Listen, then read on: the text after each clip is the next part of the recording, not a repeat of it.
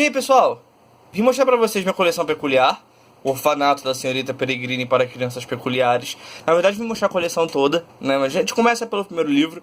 O meu primeiro livro não é o da Intrínseca, é o da Leia. Encontrei ele na Santa Americanas, padroeira dos colecionadores. Ele estava por R$14,90 em capa dura, então não podia deixar passar. Bom, o primeiro livro foi o único que a Leia lançou.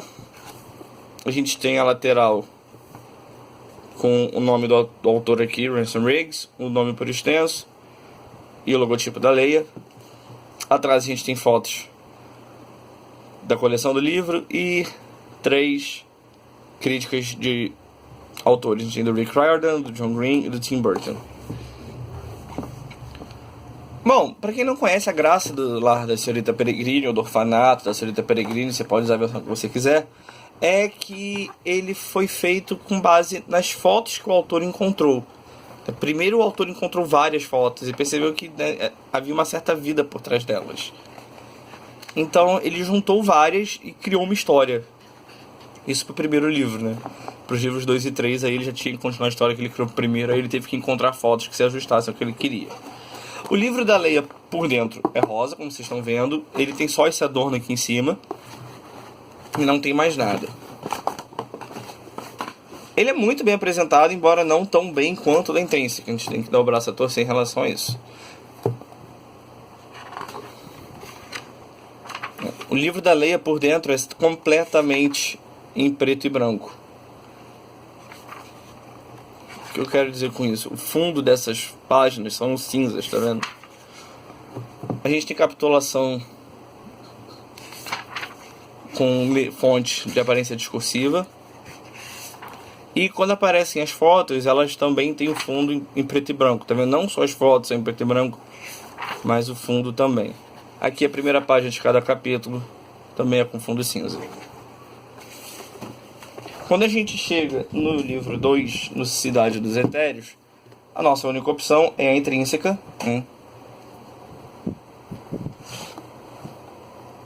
A gente repara uma diferença considerável na organização da capa. O nome do autor, que de acordo com a lei era aqui embaixo, pequenininho, veio aqui para cima, grande destaque. A gente continua com esse mesmo adorno no topo do título.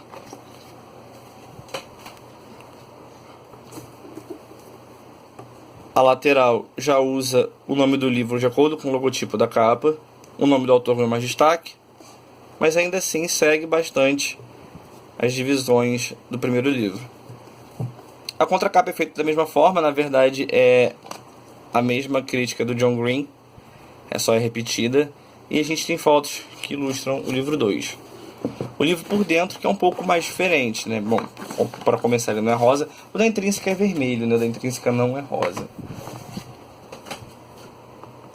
Perplexos Anômalos, escrito na frente. A lateral copia a lateral da jacket. Atrás a gente não tem nada. E quando a gente tem tanto fotos quanto divisão de capítulos, o fundo é marrom, tá vendo? Sem contar aqui também a parte de baixo, o número da página, também é marrom. No livro da Intrínseca era o mesmo desenho, embora fosse menor e preto.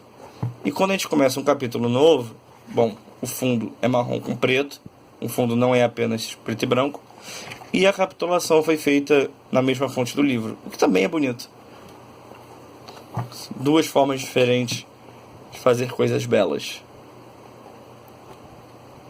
Eu tenho um conselho muito grande para quem quiser ler. Leia tudo de uma vez. Porque se você for o tipo de pessoa que não aguenta esperar o próximo, você vai odiar não ter o livro 3 quando você acabar o 2.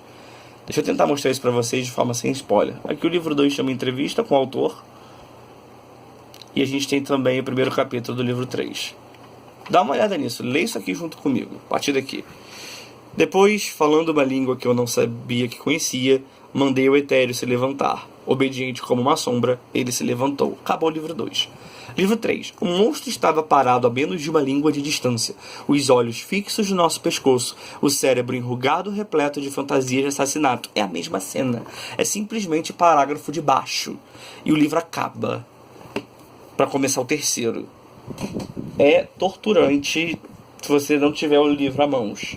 Então, leia tudo de uma vez. Por falar em terceiro, cá estamos. Biblioteca de Almas.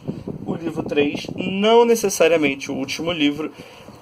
Ele termina a história, realmente ele termina a história que é apresentada. Só que ele termina com aquele monte de opções para a imaginação do leitor. Isso eu acho muito bacana.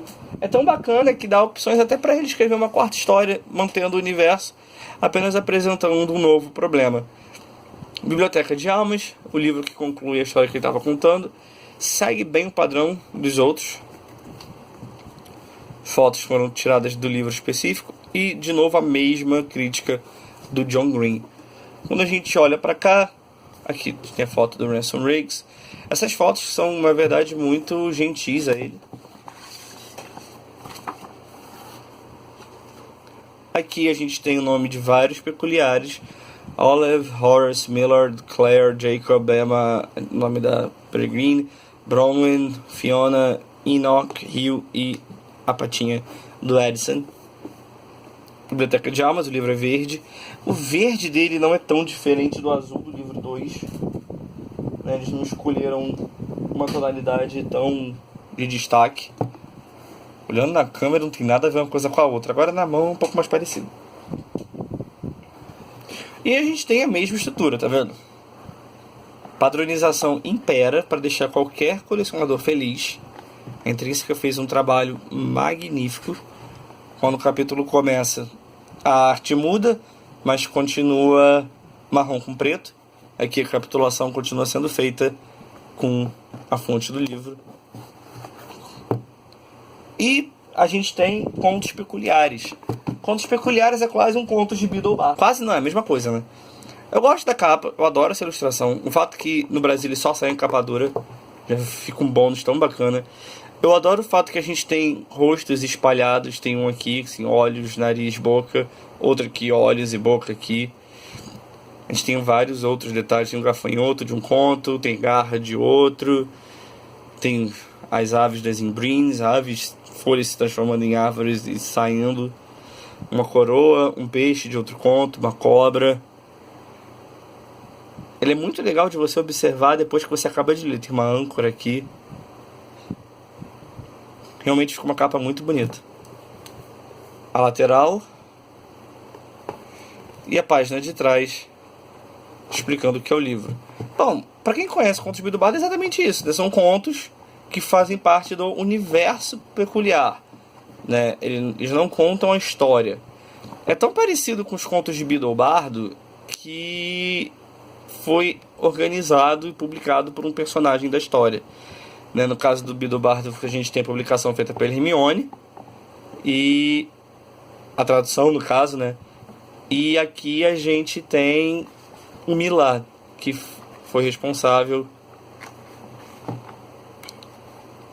pela divulgação desse. Eu acho que Cocobolo foi meu conto favorito.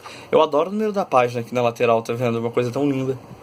Também acho bacana que toda vez que existe nota do editor, no caso do próprio Millard, a gente tem dourado da mesma cor da fonte do título em cima do número da página, tá vendo? Olha. Fica uma aparência fantástica. Sem contar que a gente tem contos que apareceram na história original, né? Quando os contos serviam ao enredo. Bom, a gente tem os Esplêndidos Canibais, a Princesa da Língua Bifurcada, a primeira é Imbrine, a mulher que era amiga de fantasmas, Cocobolo, as Pombas da Catedral de St. Paul, que é um conto que está na história, a menina que domava pesadelos, o gafanhoto, o garoto que podia controlar o mar e também, na história original, a história de Cuthbert. Lindo, lindo, lindo. E para terminar, o que não é tão lindo, bom, a apresentação é maravilhosa, né? Ficou um combo muito bem apresentado pra gente, que é o filme, o Blu-ray, O Lar das Crianças Peculiares no Brasil, lá fora chamado pelo nome extenso de Mrs. Peregrine's Home for Peculiar Children. Várias coisas foram mudadas, né? Eu tive uma vibe muito Percy Jackson desse filme. Quem gosta do livro odeia o filme, quem não conhece o livro ama o filme. É a mesma vibe. O filme é bom, eu gostei dele. Os dois primeiros arcos são altamente fiéis ao livro. Tem uma mudança ou outra, né? Um personagem ou outro que foi trocado. A parte principal que me incomodou foi... Quer dizer, duas partes me incomodaram muito. Primeiro, o terceiro arco, que é completamente inventado pela equipe do filme para resolver o problema tudo em um filme só, né? Deem adeus adaptações de Cidade dos Eternos e Biblioteca de Almas. Até porque o filme não arrecadou nem 300 milhões de dólares, então é pouco provável que a gente tenha uma sequência dele. E eles trocaram. Só que eles trocaram de uma forma que a capa te engana, né? Porque aqui você tem a Senhorita Peregrine ao centro, o que em inglês faz mais sentido. A gente tem o mesmo adorno aqui do livro, tá vendo ali? E você tem o que você acha que são os personagens principais atrás dela, né? O Jacob e a Emma. Até porque o poder da Emma é esse. A Emma produz fogo com as mãos. Só que pro filme não, a Emma é essa. A Emma é a que voa, porque ela é mais leve que o ar.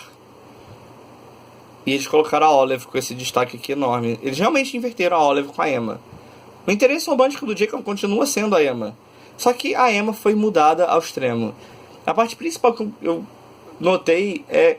Pra quem lê o livro vai saber... A Emma é uma personagem que tem muita tristeza dentro dela. Só que ela pega essa tristeza e transforma em raiva. Pega essa raiva e transforma em determinação. Isso é tá escrito no próprio livro. É a opinião do próprio Jacob sobre ela. E essa Emma aqui não é nada disso. Essa Emma aqui é super docinha, super calminha. Eu entendo que um filme só, como ela não era o foco da história, não ia dar tempo de desenvolver as mudanças da personagem. Então já colocaram ela do jeito que agradava ao filme. Ah, sei lá, né?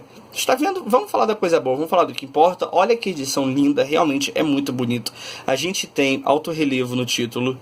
A gente tem efeito brilhante em todos os personagens na capa. Até a corda que está segurando a Emma brilha. É uma coisa incrível, fantástica. Eu sou apaixonado. Gente, a lateral, o título do filme está em alto relevo. A foto está em alto relevo. A lateral do outro lado também está. As duas laterais são magníficas. Atrás a gente tem brilho nessa parte aqui, onde descrevem os extras e tem essas fotos do filme. É tudo fantástico. Bom, pra quem não sabe, quem tá distribuindo os Blu-rays da Fox no Brasil agora é o Warner, então tá escrito aqui wbfan.com.br. Algumas pessoas estranharam porque a página da Warner no Facebook estava promovendo o Blu-ray, né, do filme, mesmo sendo da Fox. Não aparece o logo da Warner em lugar algum, só o Warner está fazendo a distribuição mesmo. Aqui a gente tem a capa interna, é igual, a tarja interna é maior que externa. E esse é o combo 3D com 2D, né? O único que é algo especial. O DVD isolado não tem nada, o Blu-ray isolado também não tem nada. Tá descentralizado, né? Tá pequeno também. Tudo bem. Bom, pra enganar a gente mais ainda, olha quem tá aqui. A Olive. E no Blu-ray, a Senhorita Peregrine. Eu não sei quem tá no DVD. Talvez o Jacob, né? Afinal, ele é o principal da história. Mas no 3D quem ficou foi a Olive e não a Emma. Vai entender. Mas fazer o quê? Uma coisa absurda, abominável. Tá vendo essa mancha branca? Creio eu que foi pra apagar o título original. Podre, podre, podre, podre, podre, podre. Ah, fazer o que, né? Eu não entendo porque que o DAS é embaixo, né? Crianças peculiares vai ficar maior ainda, mas vai entender. Galera, é isso aí. Minha coleção peculiar e tchau!